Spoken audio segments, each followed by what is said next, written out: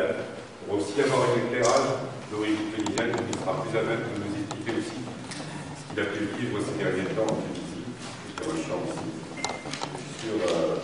sur qu'est-ce que c'est aussi cette subversion du wahhabisme. Ce serait bien aussi une petite explication sur le wahhabisme, parce que beaucoup de gens entendent le wahhabisme et qui ne savent pas trop d'où ça vient cette doctrine et qu'est-ce qu'elle a à voir avec ça.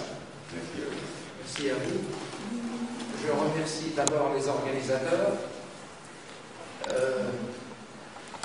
Réunir ce genre de personnes avec ce genre de discours hérétique par rapport à l'orthodoxie médiatique et politique, ça se fait de plus en plus rare.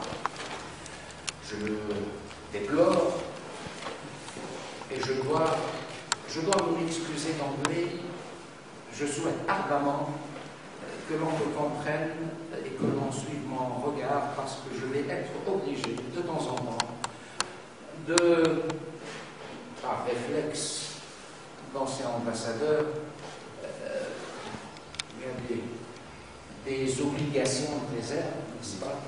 D'autant plus que je suis tunisien et que je ne peux pas, ni d'ailleurs par diplomatie, ni par éthique et encore moins par politique, m'immiscer dans les affaires intérieures de ce pays qui est la France et qui reste pour moi un très grand pays lorsque je pense à la grandeur de la France et non pas parfois à sa petitesse. Il faut appeler un chat un chat.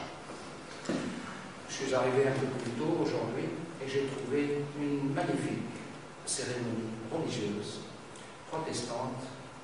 J'aime beaucoup les cérémonies religieuses protestantes. J'ai assisté un peu ici même. Et j'ai pensé, parce que la communauté était du Nigeria, j'ai pensé à la discorde, à la guerre civile qu'on veut propager au Nigeria en ce moment même, c'est-à-dire des musulmans de ma confession qui attaquent les chrétiens en prière. Pour moi, pour le musulman que je suis, c'est affligeant de voir des musulmans attaquer des protestants dans leur enceinte religieuse en train de prier Dieu.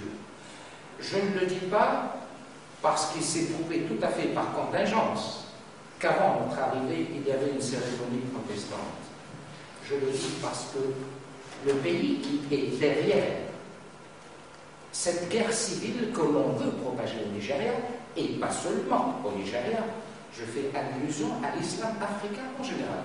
C'est bien évidemment le Qatar, et ce n'est pas une accusation que je lance. Il y a d'ores et déjà des preuves dans ce processus de subversion wahhabite en terre africaine.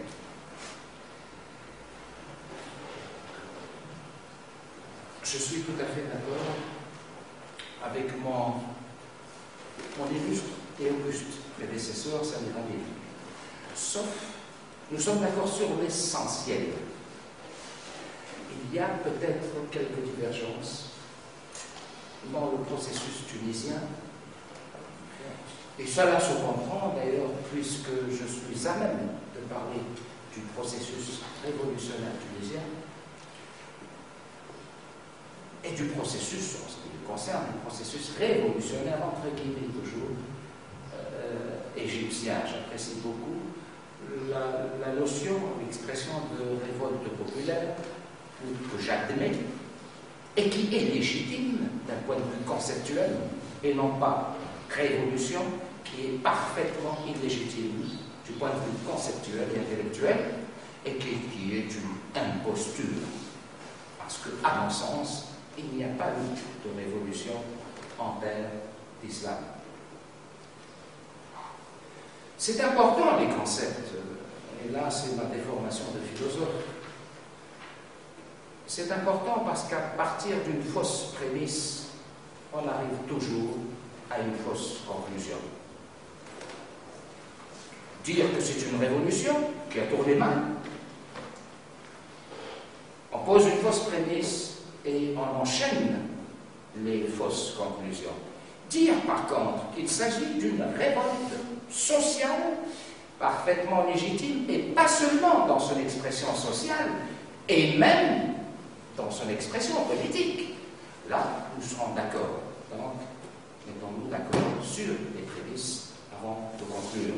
Pour moi, la prémisse, c'est qu'il s'agit d'une révolte sociale, je parle du cas tunisien, et même du cas égyptien.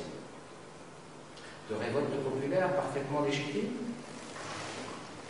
largement prévisible, qui ont tourné, qui ont été subvertis, qui ont été altérés par la puissance américaine, transformée, métamorphosée en printemps arabe, en révolution politique. Cela a commencé par la révolution virtuelle sur la toile, la mobilisation de la jeunesse, sensible au discours subliminal de Facebook et d'Internet, donc mobilisables très facilement, d'autant plus facilement qu'ils sont prédisposés psychologiquement à se révolter en raison des régimes dictatoriaux qu'ils subissaient. Cela commence sur la toile, cela passe par le coup de fil de l'ambassadeur des États-Unis au ban général de l'armée qu'il faut, parce que, et là, il y a un besoin de convergence entre l'armée tunisienne et l'armée égyptienne, c'est leur dépendance des États-Unis d'Amérique. Cela ne s'est pas vérifié et pour cause en Libye. On n'a pas trouvé le bon général en Libye.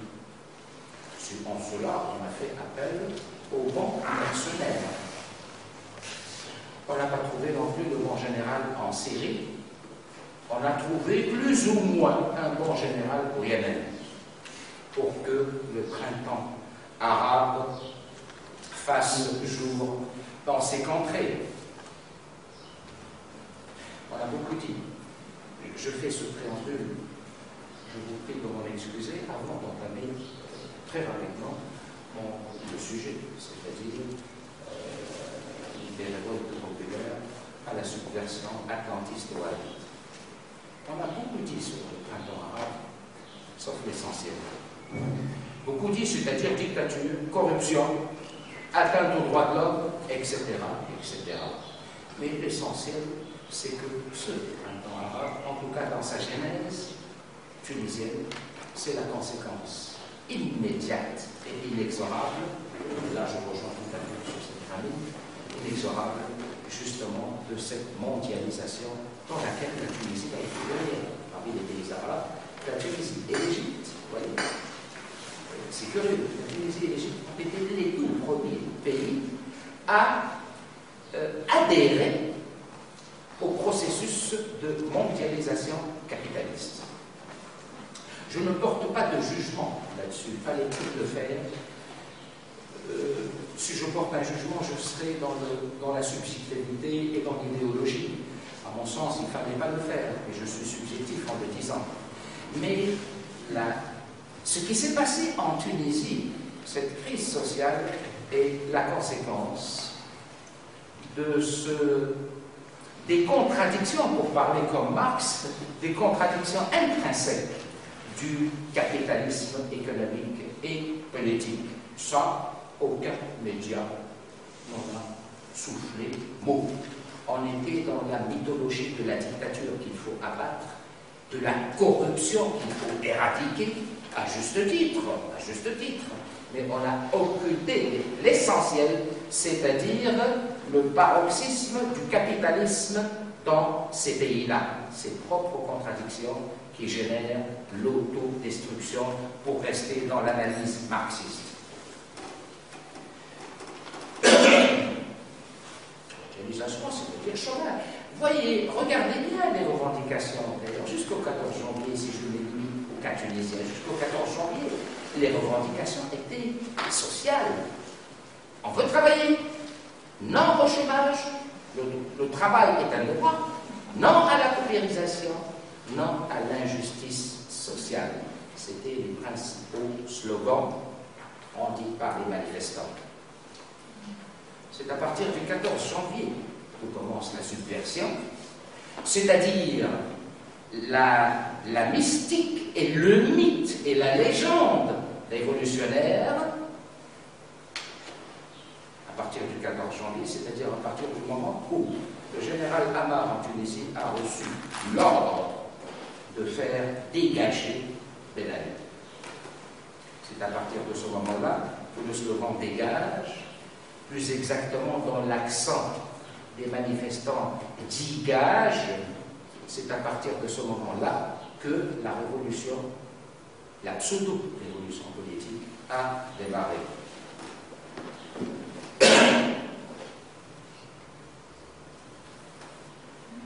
Ces revendications étaient tout à fait légitimes. Et si on reste dans l'analyse marxiste, c'est bien Marx qui mettait l'accent sur les libertés réelles, à la différence, et même par opposition, aux libertés subjectives. Les libertés réelles étant, chez Marx, les droits sociaux et économiques, et les libertés subjectives que Marx méprisait souvent, c'est-à-dire les libertés politiques. La démocratie, en un seul mot. Mais les temps ont bien changé depuis. Je considère que le passage entre les révoltes sociales légitimes et les révolutions politiques, c'est-à-dire le printemps arabe, c'est un passage, du point de vue de l'analyse marxiste, c'est un passage des libertés, des revendications des libertés réelles, c'est-à-dire économiques, aux libertés subjectives qui sont politiques, c'est-à-dire la revendication de la démocratie comme type de gouvernement.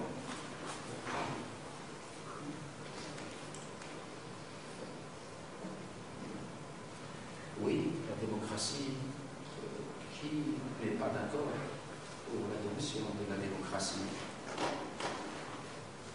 puisque la démocratie, c'est le moindre mal, disons, parmi tous les types de régime politique.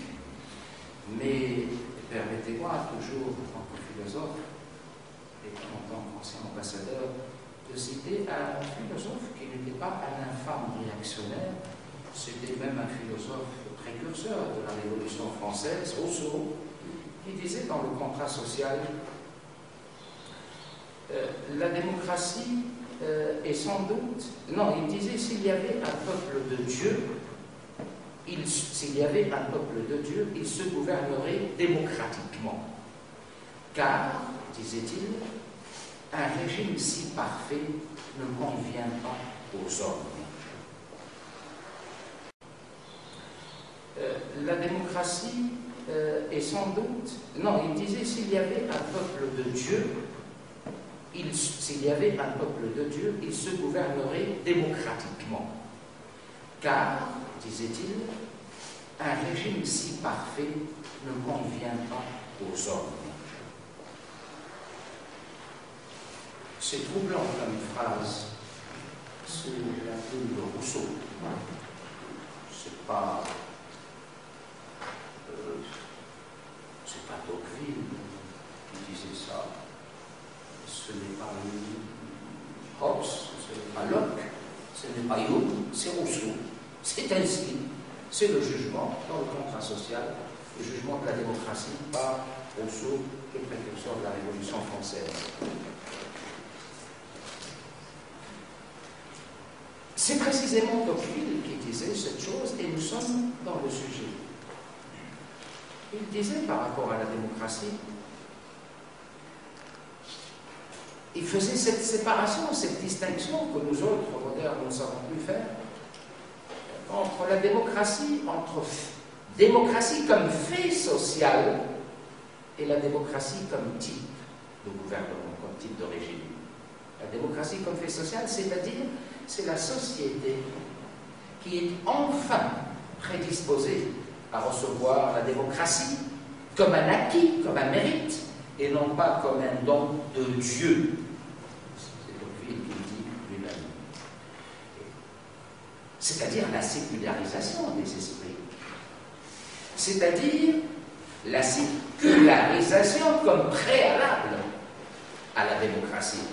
S'il n'y a pas sécularisation, eh bien, qui triomphe au moment des élections démocratiques, comme on le constate aujourd'hui, partout dans le monde arabe, et là où il y aura, je prends le risque de le dire, comme je l'ai dit d'ailleurs avant la mascarade électorale du 23 octobre en Tunisie, là où il y aura des élections en terre d'islam, ce sont les islamistes qui triompheront. C'est arithmétique. Ce n'est pas parce que c'est écrit par la main d'Allah. Non, mais c'est parce que la société ne peut pas aujourd'hui faire un autre choix que le choix de l'islamisme au pouvoir.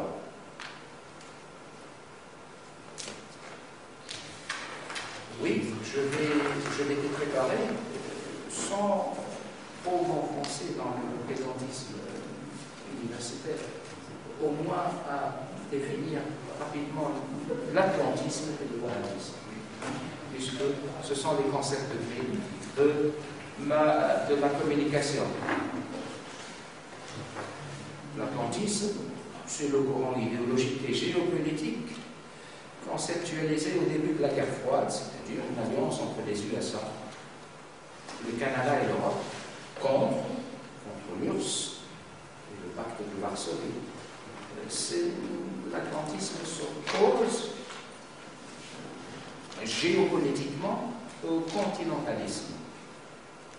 L'atlantisme a sa doctrine économique, c'est le libéralisme ou le capitalisme sauvage. L'atlantisme a son armée, qui est l'OTAN. L'atlantisme a même son instance judiciaire, qui est le tribunal pénal international. C'est un État totalitaire qui a son armée, qui a sa doctrine économique et qui a ses juges pour juger, évidemment, les dictateurs de préférence arabes ou africains. De Gaulle, il était évidemment opposé à l'atlantisme, misant sur une force militaire française autonome. De Gaulle, et je le cite dans ses mémoires, il disait ceci: ce qui est bon pour l'Amérique n'est pas forcément bon pour la France. Il disait aussi, je le cite, les Américains veulent une Europe atlantiste qui serait en réalité le camouflage de la domination des États-Unis sur l'Europe. Ce serait une vassalisation. Fin de citation de Gaulle. Mitterrand lui-même, j'ai trouvé cette citation, Mitterrand disait, je le cite, « La France ne le sait pas, mais nous sommes en guerre avec l'Amérique. » Oui, disait-il, une guerre permanente, une guerre vitale, une guerre économique, une guerre sans mort, cité par Paul-Marie Couteau dans son livre « L'Europe vers la guerre » aux éditions Michelin, 1998. Je ne porterai pas de jugement sur le degré d'atlantisme de la République française depuis l'élection du président Nicolas Sarkozy. Qu'est-ce que le wahhabisme? À cette même question, un orientaliste suisse, Lucas, dans son livre Essai sur l'histoire des wahhabites, 1835, il répond à cette même question.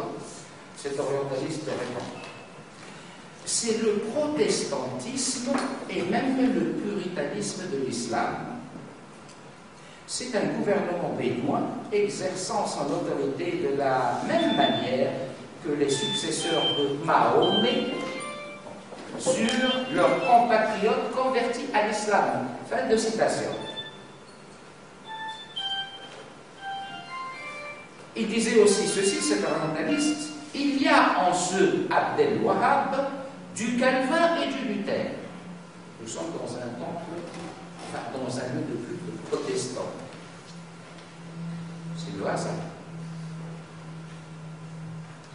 En réalité, le wahhabisme est une secte extrémiste qui, bien avant la naissance des frères musulmans en Égypte, 1928, avait instauré ce dogme mortel pour l'islam en tant que foi, à savoir que l'islam est din wa dawla, c'est-à-dire que l'islam est à la fois avec des armes, foi, religion et État politique. Le wahhabisme se réclame de la pensée de Taïmiyya. Pour vous situer, la pensée de Taïmiyya, si pensée il y a, elle est aux antipodes de la pensée d'Averroès, pour ne citer qu'Averroès. L'hérésie, le wahhabisme, est une hérésie qui est devenue la nouvelle orthodoxie islamique. Le premier État wahhabite va naître d'une alliance entre le chef tribal et sanguinaire, Ibn Saoud, et le chef religieux sectaire, Ibn Abd al-Wahhab. Ça va durer de 1744 à 1818. Il y aura une tentative de second État entre 1824 et 1891. Bref, l'Arabie saoudite est officiellement née le 22 septembre 1932 par la fusion du Hijaz avec le soutien hyper actif de la Grande-Bretagne contre l'Empire ottoman, bien évidemment. Après la Seconde Guerre, ce royaume est placé sous la protection des États-Unis. Le pacte de Kelsey, il est très connu, c'est-à-dire celui que Roosevelt a signé après sa rencontre avec De Gaulle et Staline, d'ailleurs juste après la guerre, en 1945, au retour. On l'a appelé le Kelsey parce que le bateau militaire qui ramenait Roosevelt chez lui s'appelait le Kelsey. Et donc, à partir de ce moment-là, il y a eu un pacte qui est encore aujourd'hui de rigueur, le pacte de protection, de vassalisation, de monopole du pétrole saoudien entre les mains des États-Unis d'Amérique. Petite anecdote tunisienne que je suis sur le wahhabisme. On a dit beaucoup de choses depuis la révolution du jasmin en Tunisie. On a dit que l'islamisme tunisien était un islamisme qui n'était pas du tout violent, était un islamisme qui combattait pour la liberté et pour la démocratie. C'était un islamisme dont la naissance est légitime dès 1956. Dès 1956, c'est-à-dire Bourguiba était un président abject vis-à-vis de l'islam, athée pour certains, et Ben Ali était dans la continuité. Et que les combattants de l'islam vrai, c'est-à-dire l'islam identitaire tunisien, c'était les islamistes. On a même dit que les Tunisiens étaient sensibles au wahhabisme. Et que c'est Bourguiba qui a coupé les Tunisiens de la religion vraie, c'est-à-dire l'islam. Je dis bien coupé, c'est-à-dire avant la révolution du jasmin, les Tunisiens étaient des païens. Nous n'étions point musulmans, nous étions sans religion. Le 13 juin 1914, Hamoud al-Besha, le bey de Tunis, a qualifié Mohamed Abd al-Wahhab, c'est-à-dire le fondateur du wahhabisme, de sectaire et d'obscurantiste dans une lettre célèbre envoyée, datée du 13 juin 1914. Pourquoi? Parce que ce wahhabite a eu l'outrecuidance et l'insolence d'écrire au bey de Tunis pour lui dire de façon menaçante que la Tunisie doit adopter le wahhabisme comme doctrine religieuse, sinon c'est le glaive. Ce bey, qui n'était pas d'une très grande diligence, mais d'un grand courage, a rassemblé les grands savants, les saïds, l'équivalent de l'Azhar en Égypte, et il leur a dit, enfin, dites-moi ce qu'il veut, ce monsieur, textuellement. Il faut l'obliger à passer. Dites-moi ce qu'il veut. Et donc, trouvez-moi la meilleure façon de répondre à ce sectaire et à cette obscurantiste de la Tunisie a donc rejeté le wahhabisme bien avant Bourguiba et bien avant l'indépendance. Dans cette subversion des révoltes sociales, je le répète, parfaitement légitimes, toute leur expression sociale, politique, économique, etc. Le wahhabisme du Qatar, bien plus que le wahhabisme d'Arabie Saoudite, et là je me limite encore aux cas tunisiens et égyptiens. Il me semble que le wahhabisme saoudien n'a joué qu'un rôle infinitésimal dans la déstabilisation de la Tunisie et de l'Égypte.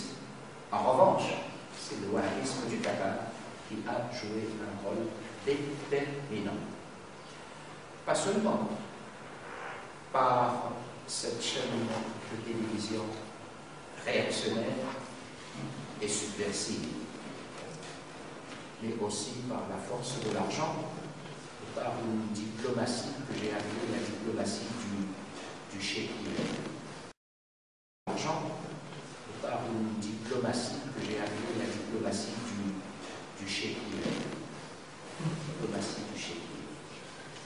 Avec l'argent, on peut tout faire. Cette télévision, dans le cas tunisien, a joué un rôle très important, et pas seulement d'ailleurs, au moment de ce soulèvement populaire. Bien plus tôt, cette télévision faisait une fixation depuis une douzaine d'années sur l'Égypte, la Tunisie et l'Algérie. Depuis 12 ans. C'est-à-dire, pas seulement dans la critique de ces régimes qui étaient parfaitement critiquables. C'est pas dans ces critiques-là que l'on peut faire des reproches à Al Jazeera. Non, non, dans ce qui est sous-jacent. C'est-à-dire dans le poison idéologique, c'est-à-dire profondément islamiste, discours idéologique d'Al Jazeera et du wahhabisme du Qatar. Al-Rawi a émis une fatwa pour tuer Kadhafi. Al-Rawi, à partir du 2 janvier, dans le cas de la Tunisie, appelait clairement les Tunisiens à descendre dans la rue et à manifester.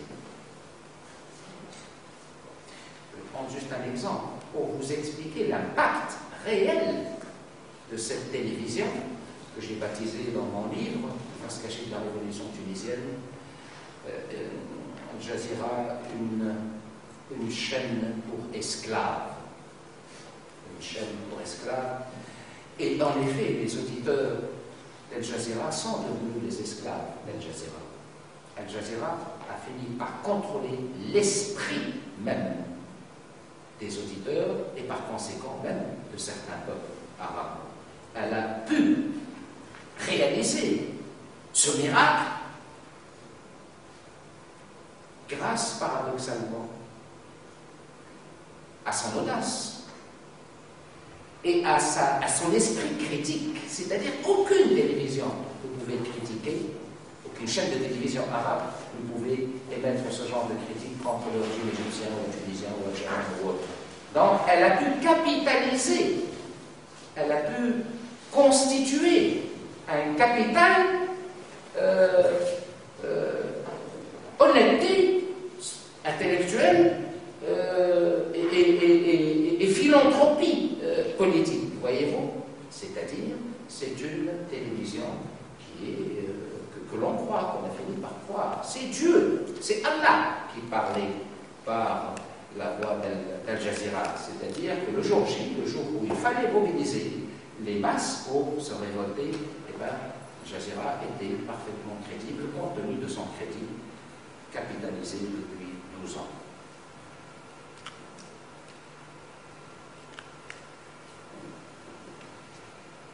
Alors pourquoi le Qatar a-t-il joué ce rôle?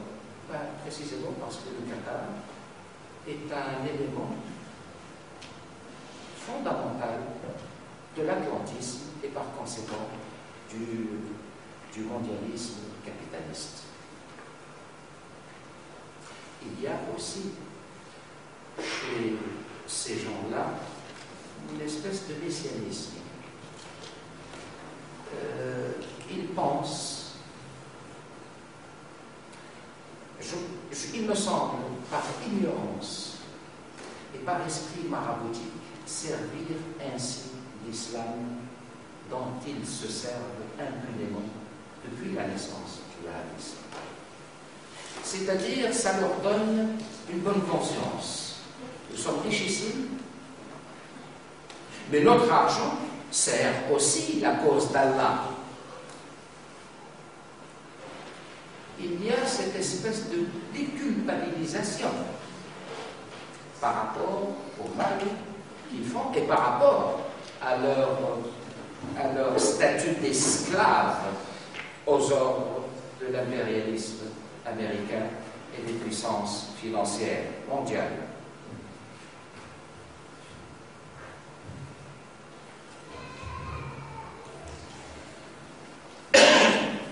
Le Qatar a joué un rôle, je dispose encore de 5 minutes, a joué un rôle sur le wahhabisme. Ce n'est pas le discours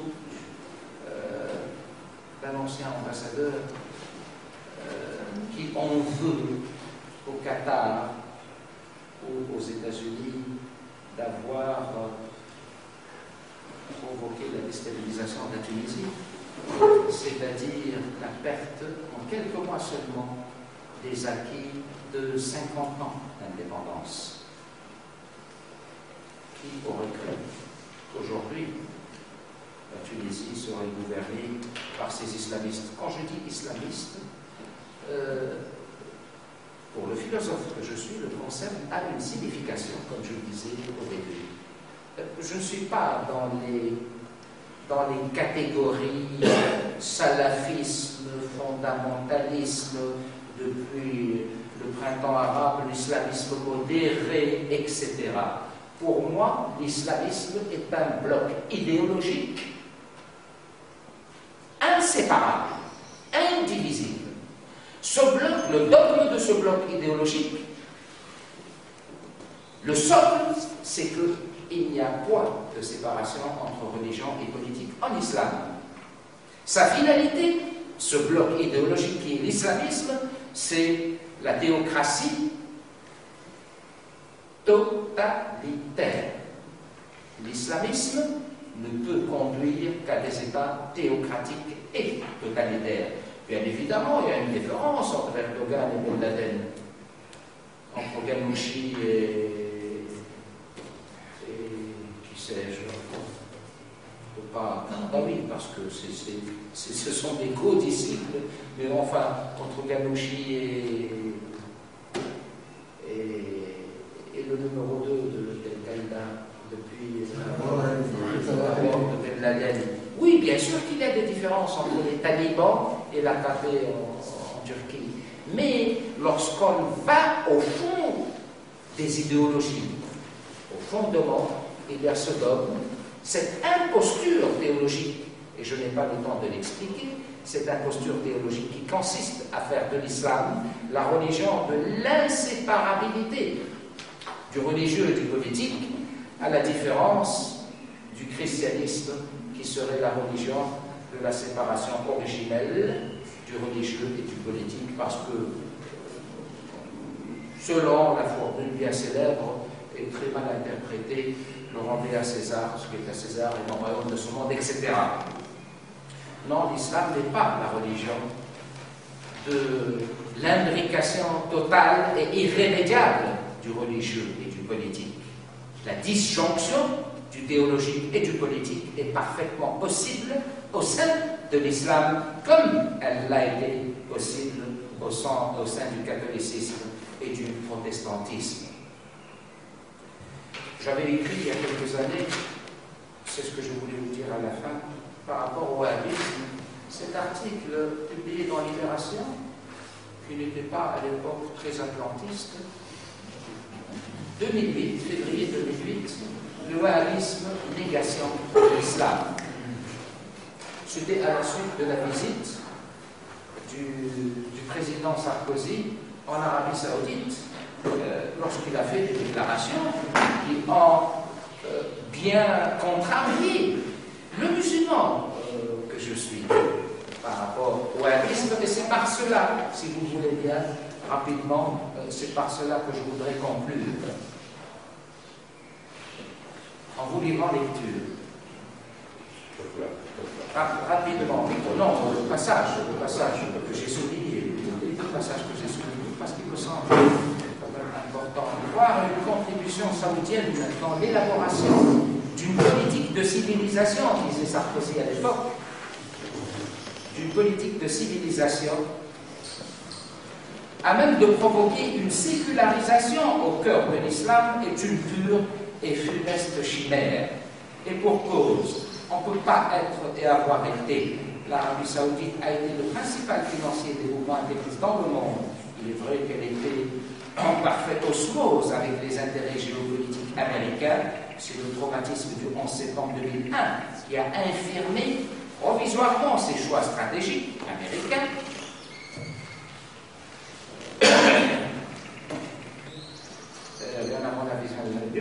Sous l'influence pernicieuse de la monarchie saoudienne, les dirigeants américains ont en effet longtemps soutenu l'islamisme, tout ça, on le connaît. Alors ce passage, en définitive, la réforme religieuse du wahhabisme est impossible et même absurde. Penser le contraire, c'est admettre implicitement que le wahhabisme puisse être l'une des expressions de l'islam. Or, le wahhabisme, c'est la négation même de l'islam, c'est la nécrose de la civilisation islamique. Ce n'est pas de l'Orient arabe, encore moins de l'Arabie Saoudite, que sortira un islam des Lumières, mais de l'Occident arabe, de ce Bagdad qui a enfanté Ibn Khaldoun et Averroès, le dernier philosophe né en terre d'islam. Oui, tout ça est anachronique maintenant, puisque l'islamisme est au pouvoir au Maghreb et au Maghreb. Et nous sommes au début du processus révolutionnaire, c'est-à-dire rétrograde, c'est-à-dire qui nous ramène à l'islamisme au pouvoir, dans un processus de destruction systématique des États-nations. Voyez bien les États qui sont ciblés. On a fait une solution à la mesure de la monarchie marocaine et de la monarchie jordanienne. Mais les États-nations, les républiques, ce sont elles les principales cibles et l'agent de cette guerre de destruction qui n'engendrera derrière son passage que ruine et désolation et chaos. C'est le Qatar, bien plus que l'Arabie Saoudite, et bien avant, et bien évidemment, les États-Unis d'Amérique. Je vous remercie.